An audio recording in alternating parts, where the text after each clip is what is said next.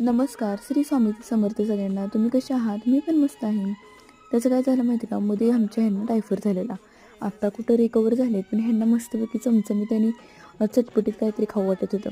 मग म्हटलं की चिंचेची चटणी करायची वेळ लागेल, पण मी तुम्हाला आज पुणेरी भेळ बनवून देते. मला म्हटलं तर पुणेरी भेळ कसली? म्हणलं एकदम पौष्टिक आणि हेल्दी असते बघा. मस्तपैकी काय केलं माहिती का, मटकी स्वच्छ धुतली, तिला टोपामध्ये तेल, हळद, मीठ टाकून मटकी टाकली आणि चांगली शिजवून घेतली. आता मटकी शिजेपर्यंत काय केलं माहिती का, एक ताट घेतलं, त्याच्यामध्ये चुरमुरे आणि फरसाण टाकलं, कांदा टोमॅटो बारीक चिरून टाकला, शिजवलेली मटकी टाकली, त्याच्यावर बारीक शेव टाकली, कोथिंबीर टाकली आणि लाल तिखट टाकलं, लिंबू चांगला पिळून टाकला आणि मिक्स केलं आणि त्याच्यावर लिंबू आणि एक मिरची ठेवली. कशी वाटली आजची भेळची रेसिपी नक्की सांगा. आणि हो, जर माझं चॅनल पहिल्यांदा बघत असाल तर माझ्या चॅनलला सबस्क्राईब करायला विसरू नका, जेणेकरून माझे नवनवीन व्हिडिओ तुमच्यापर्यंत पोहोचतील. धन्यवाद.